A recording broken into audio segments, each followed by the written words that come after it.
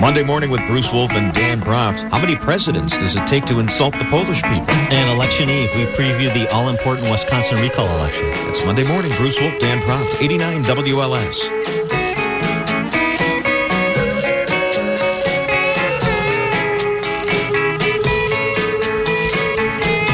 .534. It's a Saturday morning.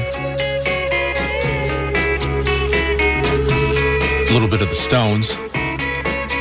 Charlie Watt's birthday today. Did you know that? I know. It's a Saturday morning. A lot of stuff to do this weekend. Overnight, like the other day, it seemed like all the flowers came out. All the lilies all of a sudden bloomed. Walked out and there they were. The tomatoes on the vine were the size of 12-inch softballs. Overnight. And the birds were singing. Birds in my yard start singing at 4 a.m. The birds get up early where we live. Yes, it's an early bird, and they're looking for worms, but the worms sleep in, so the birds are wasting their time. Joey and Joliet, good morning, sir. Welcome to 89 WLS. Good morning. Talking about the president's security team, I just downloaded and saw the pictures of that escort from Colombia, and I understand that the Secret Service guy was like 50 years old. They should give him an award. He's got to be in better shape than SEAL Team 6. She was a looker, wasn't she? Wow. My computer melted. You want to hear a funny story? Yes, Jake. You'll be the judge if it's funny or not. A couple weeks ago, during the NATO summit, Karzai was staying at the Four Seasons Hotel. Also staying that night, the comedian Kathy Griffin? Oh, yeah. She appeared Saturday night at a casino in Indiana, and she had an appearance on Sunday here in the Chicago area. So she was staying at the Four Seasons. She got in like really late. And she has a trademark shirt she wears. It's called Tired Hooker. So she was wearing that. As she gets into the elevator, she has no idea Karzai's staying there. She gets into an elevator with all these Secret Service guys with this Tired Hooker shirt on. And then asked them if they were going down. And there was no humor there, apparently. It was too soon after Columbia. She's a big Obama supporter. Yeah. Yeah. But she didn't realize they had metal detectors and everything to get into the hotel. And she didn't know what was going on. Tired hookers. Say hi to my money. All right, take care, Jay. Morning, Jake. Bye, Joey. Peggy in Chicago. Good morning, Peggy. Good morning, Jake. I wanted to tell you that joke in Wisconsin, because, all the people that went up there to protest were from Illinois and Ohio. Those were not Wisconsin teachers that were protesting Walker, because the union, when it loses its money, loses its political clout. They're taking that money now. Those union people are individual now. They put their money where they want to. Plus, the schools are getting the equipment they need now. They're in good shape. And, no wonder Walker's so popular. And, of course, the joke was, this kid gets up in school and he doesn't want to learn, and he's really making a lot of noise and everything, and, he's really disrupting the whole class. And the teacher says, listen, if you don't want to learn, you can leave and go to Illinois. And it's true. We take all their flunkies. And, Illinois doesn't want them. I mean, where are they going to come to? Chicago, of course. And the Chicago teachers are going to have to deal with them. And, we don't need any more gangbangers. We don't need any more of those. We have plenty. Yeah, but wait a minute. They just can't kick the whole family out of Wisconsin. Oh, they can make it. They can kick them out of school. Sure they can. And they're going to come over here. But the thing is, the union, as long as it takes their dues and controls their dues, and the teachers don't have control, they can take that money and use it to, give it to political candidates. But once they lose that control, and once the state doesn't collect that money for the union, The teachers retain control, and they're scared to death. They're actually scared to death. It's happened now, and the schools are getting better. If Illinois gets wind of that, those teachers get wind of that, they're going to say, hey, we want control of that money. I don't know. I think our kids in Chicago would be a lot smarter if the teachers in Chicago got that 30% pay raise that supposedly they're asking for. What about school choice, Jake? What do you think about that? Sure, I believe in that, but the president doesn't. Well, he doesn't believe in a lot of things. No, he doesn't. Thank you, Peggy. Okay. Yeah, that whole voucher thing, I still don't understand that. If you look at the Washington, D.C. school system, where they had the pilot program, and I think the system spends, $15,000 a kid. Some of the worst schools around. That's what they spend. And the voucher program, I think, was $7,500. It was half of what they spent. So it was like a win-win for the school system, because for each kid who took the $7,500 and went elsewhere to a private school, the school system had $7,500 left over. They didn't have to spend on this kid. And these kids who were going to the private systems with their voucher, they were doing well, graduating, going to college. And somehow that became a bad thing. I don't understand it. I talked to a congressman from Chicago. I'm not going to mention his name. Do I want to embarrass him? I asked him about that. I said, how could you be against that? And he said, everybody should have the same opportunity. And if all can't have it, then none should have it. That was a hell of an attitude. It really is. I feel bad for those kids. And then somebody wants to help them, and it's too political. Can't help those kids. We're just going to let them. We're not going to save anybody. Imagine the Titanic, where they didn't have enough lifeboats for everybody. So rather than save who they saved, they just said, you know what? We don't have enough for everybody, so you're all going to die. That's basically what they're doing in D.C. Yeah, we don't have enough money for everybody, and we can't teach or teach the kids as well as these other schools are. So therefore, what all the kids suffer. Maybe the 10% that could get out of there and become something. Imagine you could have a kid in that school in D.C. who may one day be able to discover the cure for cancer. And if you're going to keep him in the school system the way it is now, he may never get that chance, or she may never get that chance. It just doesn't seem right. Doesn't seem right. Mark in the car. Good morning, sir. You're on 89 WLS. Good morning, Jake. What can I do for you? Hey, I wanted to come back to the issue of polls and Obama.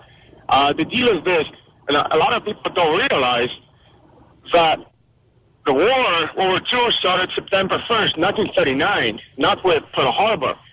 And so when the so-called Nazis, Germans, attacked Poland, they occupied half the country and set up these death camps for Poles, Jews, anybody. So for the president to come out and say that these were Polish camps is absolutely unacceptable because the misery and the destruction of the war brought upon Poland was so dire that it really hurts Poles. So people need to understand that. It does. I mean, and the Polish person, the resistance fighter who was getting the medal, for all he did, he was the one. He was the eyes and ears of the world to go in and report what was happening in Poland and get out of there and say, here's what's happening, that the Germans were just killing people. Exactly. And the second comment I wanted to make about the schools. Now, you mentioned $7,500 per kid over in D.C. Well, the problem is this. The school district administrators, if they're saving $7,500 for not spending $1,500, guess what? It doesn't go to taxpayers. It goes into their own pocket. So for a superintendent, instead of making, say, I don't know, $200,000, $300,000, they want to make $1.5 million. That money is never going to see taxpayers' pockets again. Well, you know what? Even if it doesn't see the taxpayers' pockets, at least it goes. Some of it goes to these kids, and the kids could have a good life and get a good education and have a good life. I mean, at least it's something. It's better than all of it just being wasted. You know, I seriously doubt it. And when you look at the quality of education, at the primary education and elementary education, and compare that to the rest of the world, guess what? It's way, way, way down. And it's unacceptable in the Western society. Yeah, it's not getting any better. We're going down. Thank you, Mark.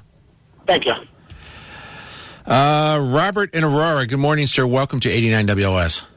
Good morning. I was just making a comment that in Washington, D.C.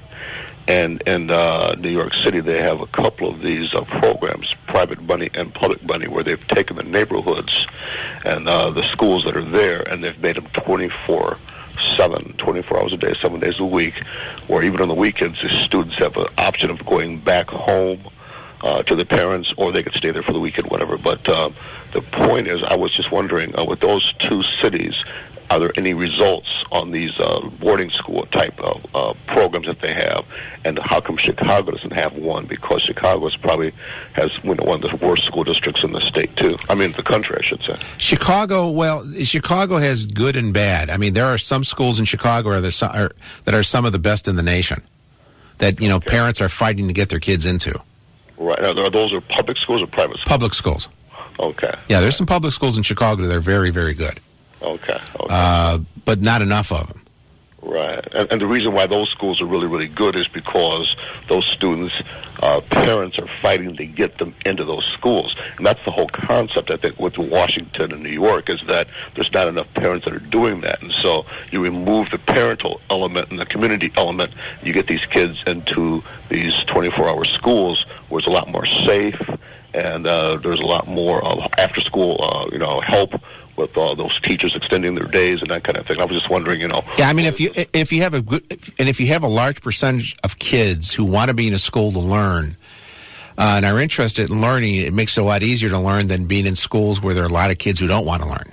Well, that comes from the parents, though, too. Yeah. See, the parents and the good school districts. The reason why those school districts are so much better is because the parents and the community is a lot more willing to abide by the rules of the schools and, make sure that, the schools are functioning properly with discipline, and that discipline usually comes from the home. All right. Thank you, Robert. Yep, no problem. But part of the other problem is a lot of the, kids have one-parent homes. Not a big, strong family influence in some of the homes. There was a story last week, I think it was down in Houston, where there was a young girl, honor student, I think of a one-parent family. She was working 2 jobs to support her brothers and sisters. And because she had 2 or 3 jobs and she was so tired that some days she wouldn't go to school, well, you miss so many days of school. Even though she was an honor student, you're called a truant. So they took her to court. Judge said, hey, you got to, and she missed school again, and the judge threw her in jail for 24 hours. Now, this hits the news. People love the story because here's this girl working hard. People start giving money. You know how much money they have given to this girl? $100,000. And you know what this girl said? She doesn't want the money because she said there's other people that are worse off than she is. See, that's a kid. That's a kid you want to save. 5:48, back after this on 89 WLS. This is Chicago's talk leader. Do you believe in free speech, or do you not? I agree with so much of what you're saying. Both sides of the aisle are equally guilty. The mean, nasty, grueling world. I think it could happen here. We need to get in there and help them be careful. Not going to make our world a better place. This is Chicago's Talk Leader. I could go on and on, but I won't. 89 WLS. Mozart toasties are so very great. Kids rejoice when Mozart's on their plate. They know they're quite nutritious and so delicious. They'll make the dishes, and soon you realize how impactful your games involvement in the arts can be.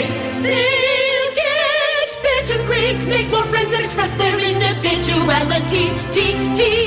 When they learn to praise the music, act or paint or dance or write creatively. Mozart toasties. Hot from the toaster and filled with the essential creative thinking skills of an 18th century musical genius, Mozart toasties are an important part of an arts-healthy childhood. Studies show that involvement in the arts helps kids increase test scores and promotes academic achievement. Feed your kids the arts. For 10 simple ways to learn how, visit AmericansForTheArts.org. The arts. Ask for more. Brought to you by Americans for the Arts, the NAM Foundation, and the Ad Council. In the news, a small boy was rescued from abuse today by a magic trick. Witnesses say a bully had the boy pinned down. Scott was hitting Timmy pretty hard, and I said somebody should do something. Moments later, a street magician arrived on the scene. Police reports state he covered the bully with his coat. What happened next is still under investigation. The bully turned into a bunch of kittens. The victim left the scene unharmed. Boy, you never see that happen. That's because it doesn't. If you see abuse or neglect, learn what you can do from American Humane at BeHumane.org. Tune into Securing Your Financial Future with Goldstone Financial Group this Sunday morning at 8 and learn how to grow your money safely and never lose it again. The latest news from the nation and across the globe is just minutes away with ABC News, 89 WLS and WLSAM.com. 5:51, Awake with Jake. Jake Hartford here for you. If you're looking for me on Facebook, they kicked me out. Yeah, I know. And you may still see the Jake Hartford Show, Jake Hartford Facebook thing there, but they're going to shut me down. They're going to shut all that down. They're going to defriend everybody and unfriend everybody, whatever they're going to do. I didn't do anything. Didn't do anything. But apparently, over the last week, they're very unhappy with me. I don't know why. I think it maybe has something to do with the fact I thought that I said the IPO was a bad idea. You know, when the IPO came out a couple weeks ago, and the stock jumped up to 42 the first day, then went back to 38. People who know finance said that if you look at the company itself, the numbers, it's overvalued by 40%. And it's since gone down under $30. And the Wall Street Journal report, which was on right before me this morning, they had one guy on that said he doesn't think the company's worth $100 billion. It's worth more like $1 million, maybe. It's big socially, but not, it's not a big cash generator. Donald in Flossmoor. Donald, you're on 89 WLS. Hello. I just want to make a comment on why vouchers will not work. Why not? They won't work because, the poor kids are still going to not be able to go to the real good schools. Like if I have a kid, the poor kids with their vouchers, they're still not going to be able to get into, say, Francis Parker or the Latin school, because those people who have their kids, they don't want the poor folks there. Well, how were they doing it in Washington D.C.? I mean, I don't know what they was doing in Washington. They had kids going to Georgetown High School.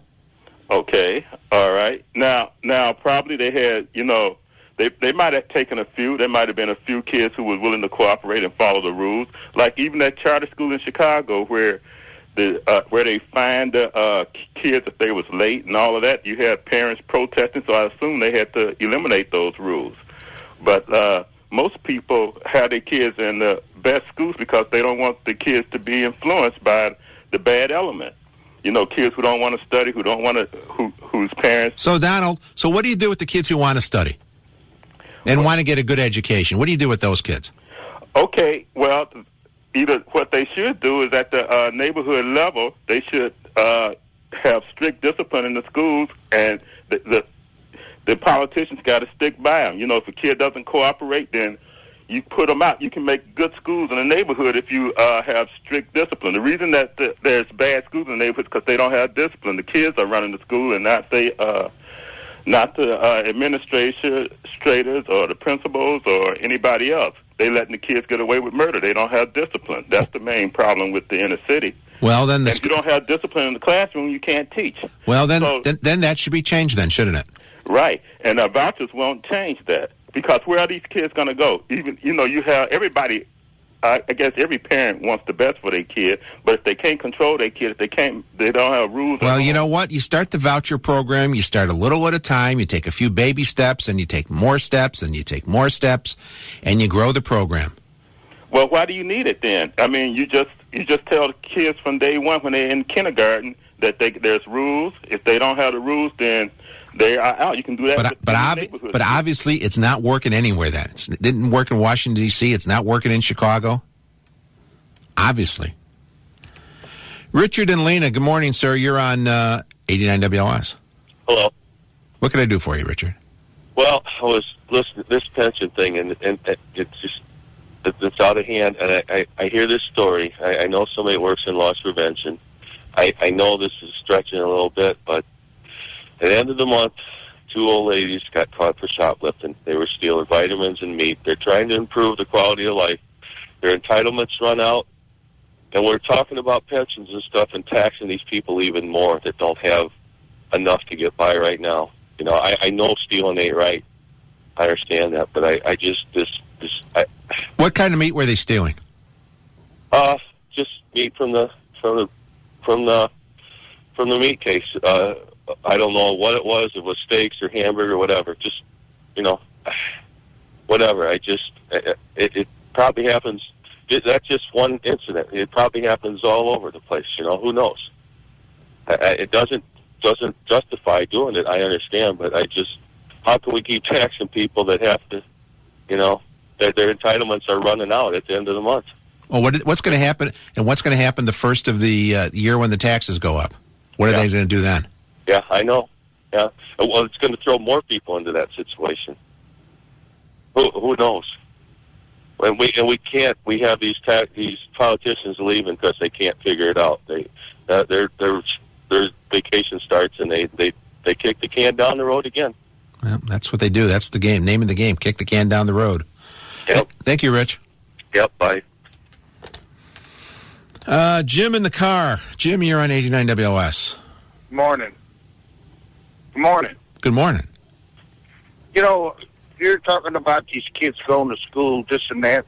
If you can't afford to have that kid, don't have them. You got to be married. Have a husband that works. You know what I mean? I'm tired of paying for this. I'm 63 years old, and just been paying and paying. The other day, I was getting on the expressway at 39, getting on Dan Ryan. There's a big white tent over there by the projects. I thought it was one of them preachers. It was the government giving out free phones. People have to talk.